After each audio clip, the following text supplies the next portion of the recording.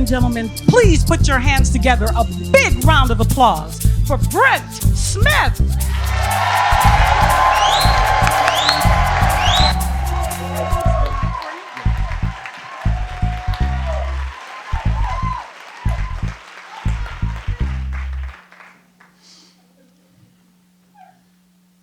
It was 2013, and I was living at my parents' house.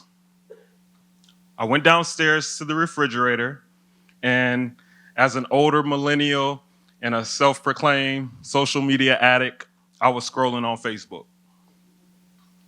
So I'm scrolling on Facebook, and I stumble across a photograph uploaded where it's a picture of my friends all wearing black t-shirts with the writing, "Free Blacksmith." Free Blacksmith. Now, I'm not in the picture. I'm looking at the picture. I'm like, free blacksmith? And I look at the faces, and I can recognize each face. And blacksmith is my rap name. It's my moniker. I'm the oldest of my parents. They had 3 children. Their second child passed away. He was born premature. He passed away at 4 days. His name was Blake Smith. So when it came to coming up with my rap name, I said, oh, I know, I get him with Blacksmith or Blake Smith in honor of my little brother. And plus, Blacksmith is such a strong name. When you think of a blacksmith, you think of the fire and the iron and the steel, a hard worker. That was me. And that's how I wanted to present myself in the rap game. And here's this picture, free blacksmith. Remember, I'm at my parents' house, so I'm not in jail. I'm eating my parents' food. I'm living at home by necessity rather than choice. And so I'm looking at this photo, and it's somewhat triggering to me because at the time I'm down real bad. I'm in this depression, I'm in this funk, and I've cut off communication with a lot of my friends. I'm not checking business emails. I'm a wreck.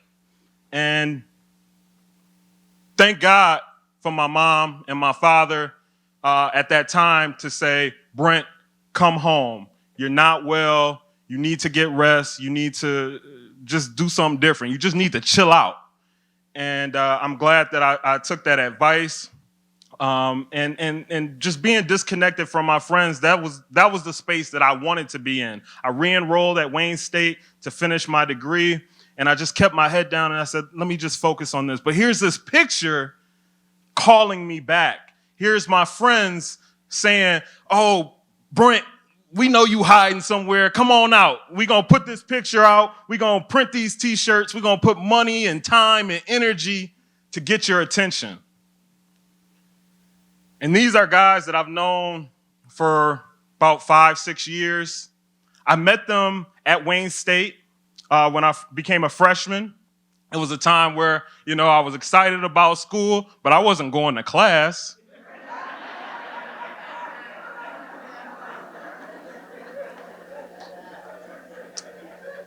I was interested in other things.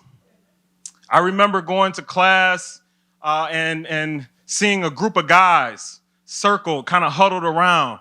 And I said, what are they doing? And they were ciphering, they were freestyling, they were rapping right on Wayne State's campus. And the first time I just came, I listened, I said, okay, that's cool. And the next time I said, you know what, I'm gonna go spit some bars. I'm gonna get my socks off a little bit. And I saw the crowd. I said, okay, here it is. I'm gonna step in. Gunshots blow up rainbows. Anglo-Saxons talk with unfamiliar accents.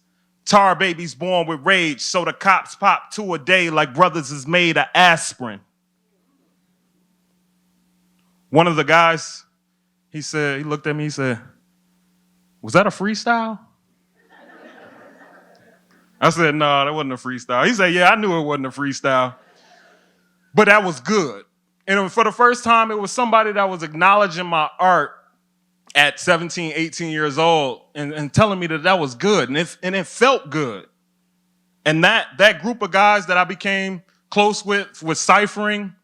We were into poetry and rapping and music, and we formed a collective, and we would do open mic nights and campus activities, and we would drive out to Livernois at Hunter's Supper Club to support the Rebirth.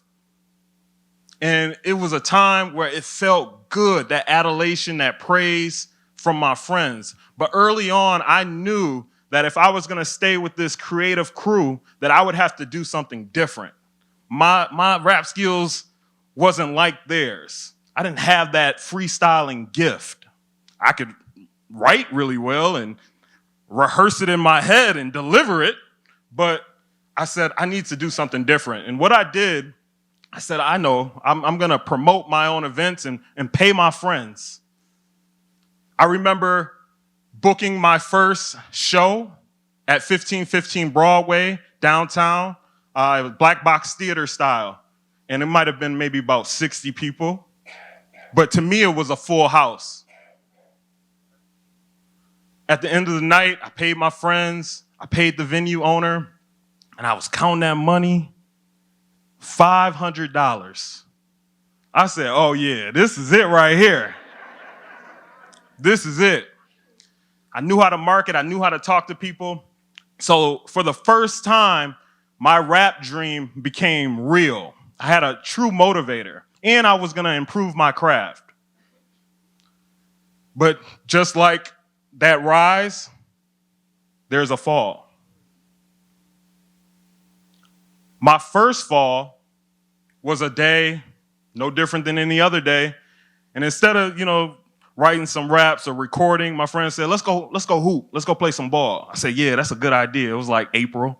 I said, yeah, it's hot outside. We went to a nearby outdoor court, and saw some guys playing that we didn't really recognize, but, let's pick up game. And I'm the type of person, when I play basketball and I play sports, I talk mad shit. So I'm talking about your mama, I'm talking about your auntie, I'm talking about your grandma. And this particular day, somebody got upset because I was talking about their mama. And he clocked me upside my head so hard. My head hit the ground, hit the concrete. I blacked out. My friends tell me that I got up and I said, I don't want to fight. Let's not fight, y'all. And the parties dispersed. One of my friends rushed me to Providence Hospital to emergency, and I was diagnosed with a severe concussion. The doctors told my parents that my mood and my memory and really my overall health was at play, and that I would need to really take care of my mental health and take care of myself. I remember the first time I told my mom I wanted to rap. I said, Mom, I don't want to go back to Wayne State. This is before the head injury. I want to rap. You want to rap? Boy, you better go to class. I was willing to forego a full ride scholarship for my art. I spent some time at home to rest and recover. My parents didn't demand a lot out of me at that time, and I'm grateful for that. They just let me heal and get better. Around 2008, that same year, 2009, I said, Mom, Dad, I'm ready to go back to school, ready to go back to Wayne State and finish up. And I really didn't want to go back to school and finish up. I wanted to get back to my day-to-day grind of rapping and doing poetry and whatnot. And so they assisted me in getting a two-bedroom apartment in Woodbridge. And essentially that became the new headquarters for my rap crews. Out of that headquarters, 2 hip-hop groups were born. Coleman Young, named after the infamous first black mayor of the city of Detroit, Coleman A. Young. We were cold as in ice, men as in over 21, young as in under 21. And then my second group, Pasalakwa, which was an experimental hip-hop rap duo.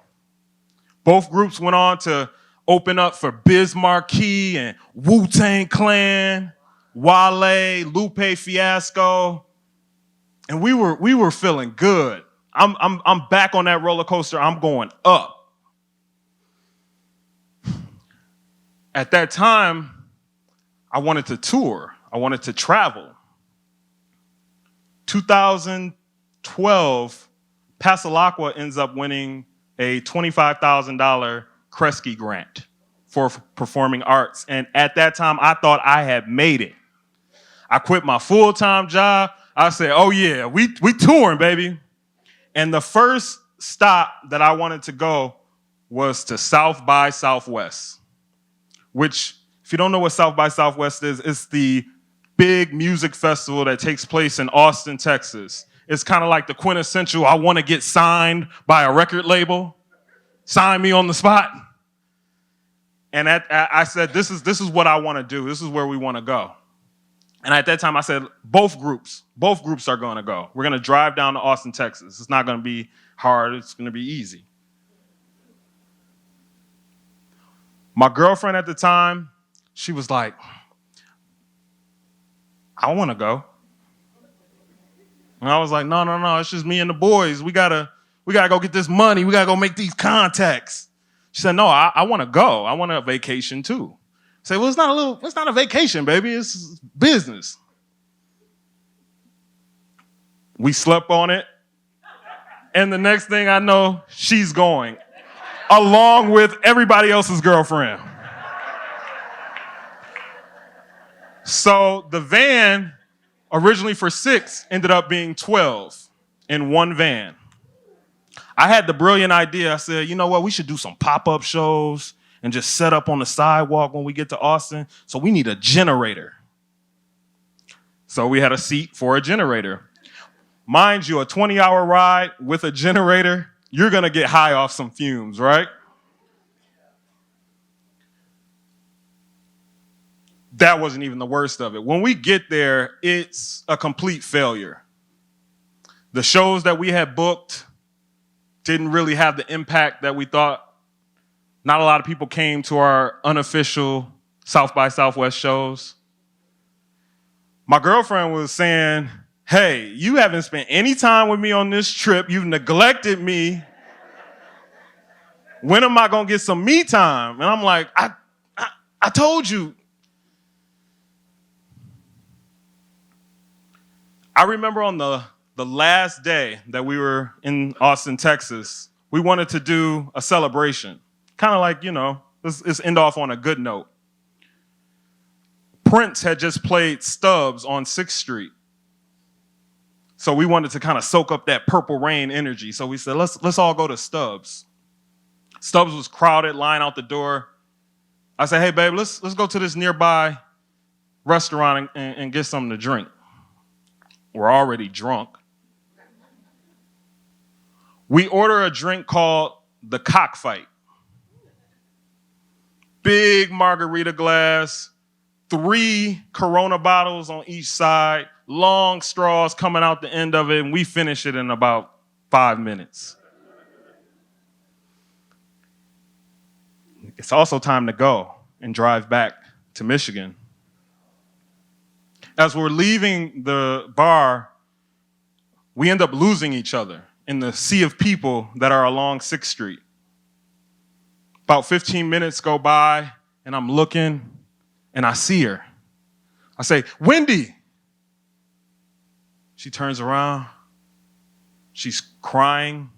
She's upset, and she wants to fight. You left me. I'm like, what? You left me. And before I knew it, her hands were around my throat, grasping tighter and tighter until I couldn't breathe. I did the first thing that I thought of and grabbed her hands and shoved them off. And she kind of stumbled back and fell on her butt. I said, what is wrong with you? Out of state? You got kids. You a nurse. We managed to get back to the van. Everybody is looking at us like, what happened? And I'm like, I don't know. I'm crying. I'm bleeding. And it's just an awful sight. And that ride home was so silent. All 12 people. We get back home and I'm like, I need to gather my things. I was living with her. I said, let me get my things and I'm out. I'm gone. We had never put our hands on each other before and I just knew it was a bad sign. That's when my mom called me after a few weeks of sleeping on people's couches. And she said, Brent, come home. You're not well.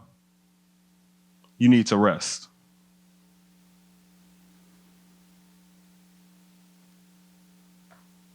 In 2013, I'm scrolling on Facebook and I see that photo, Free Blacksmith. Those same guys who were on that trip. Free Blacksmith. At the time, I was not feeling that message. But when I look back at that message and I think about what it means to me, Free Blacksmith means to just remove any barriers that are in front of me to be successful. It took some time to heal, but I'm older, I'm wiser. That biblical quote about a boy doing boyish things, and now I'm a man and I don't do boyish things anymore. That was me, Boys to Men. I'm excited about my next chapter. I was recently married to my wife, Cornetta. We're expecting our first child.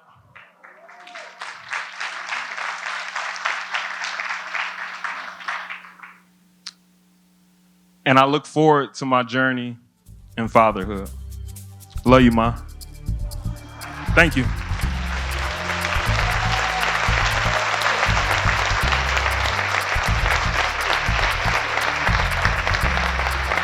Brent Smith, ladies and gentlemen.